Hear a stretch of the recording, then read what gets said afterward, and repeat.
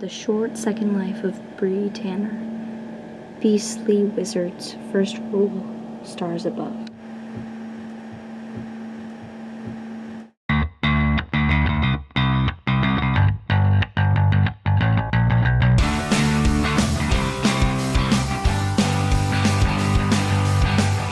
Hello everybody, I'm coming at you with the final and second Booktube-A-Thon video. So unfortunately I haven't been great about the Booktube-A-Thon challenges, so I decided to make just this one big Booktube-A-Thon video with all of the challenges. I think it was the 5th challenge that was a fashion challenge where you had to create an outfit based off of the book cover colors or just do a cosplay, and I decided to just do a cosplay and hurry up with this as my outfit's falling apart. I'm dressed as Cress from the Lunar Chronicles, also my favorite character. So I have the simple day dress and it works because this is a little too small for me and broken. I don't know if you can see my hair. So it's like a knot on the shoulder and then there's a bunch of little braids. So it's supposed to be here and then coiled around the arm off screen. I'm Cress. Coiling this way be better. No. Ta-da. Oh my goodness. Cress. Really hope none of my family's watching me. Oh my goodness. Okay. Okay.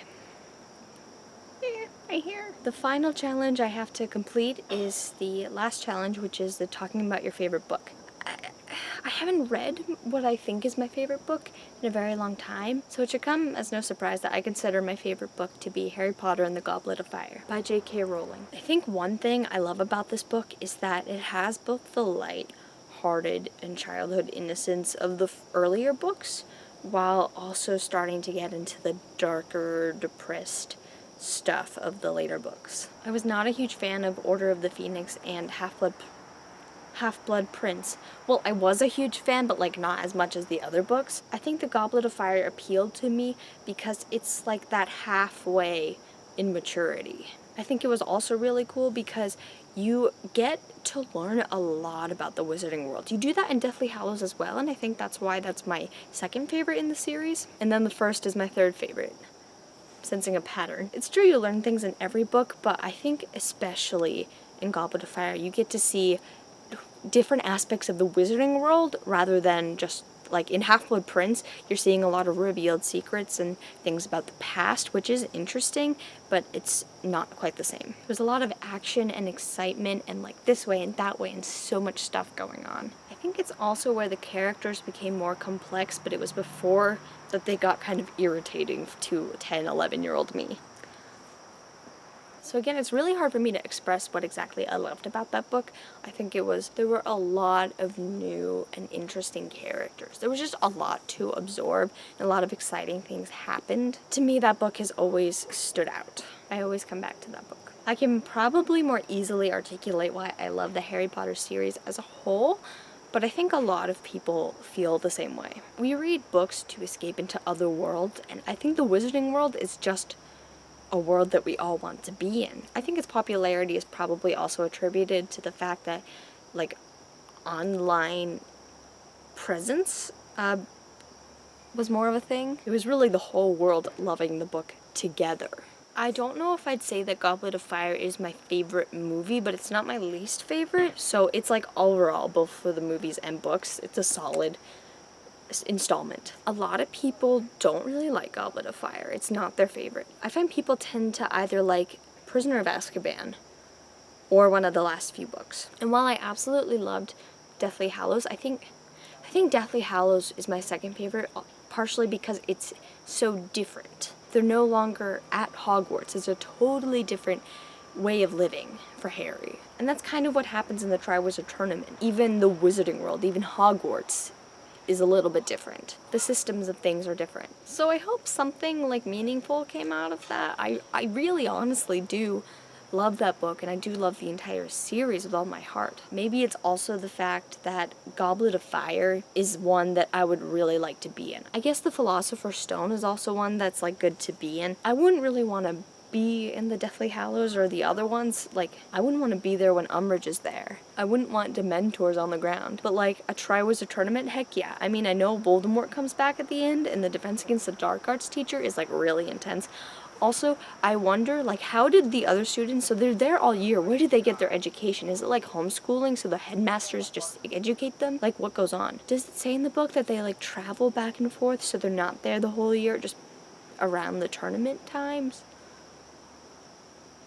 If you know the answer to my question about how the Booktube-A-Thon, however you say that, and Durmstrang wizards got their education that year, please let me know. Because, like, I know education is secondary to Dumbledore, but, you know, it's, like, why they're going to school. And, like, all the kids that aren't in the tournament, like, they're just gonna sit there.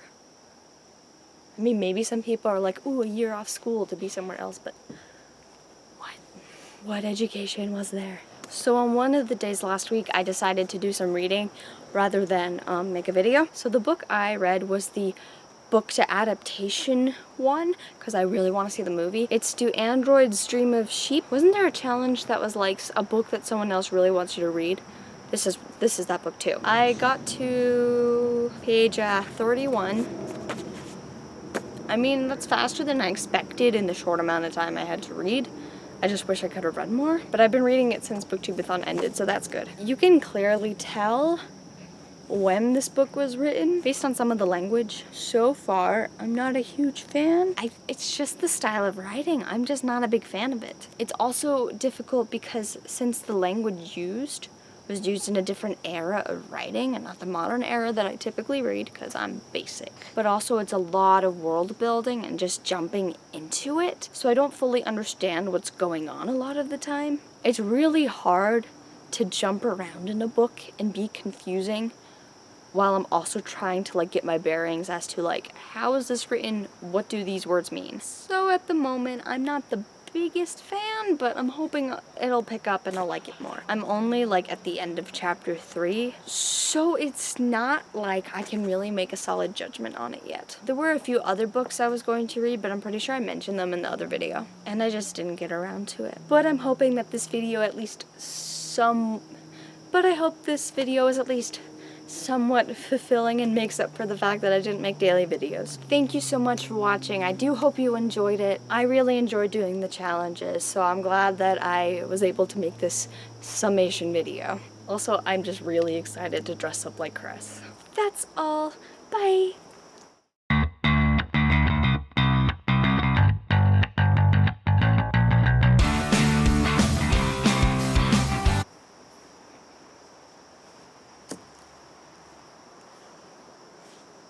So I decided to, the final challenge I have to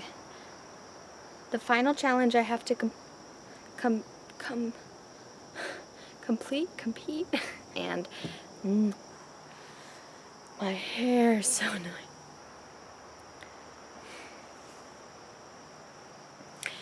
annoying. Anyway, that is all. Thank you. I just said that.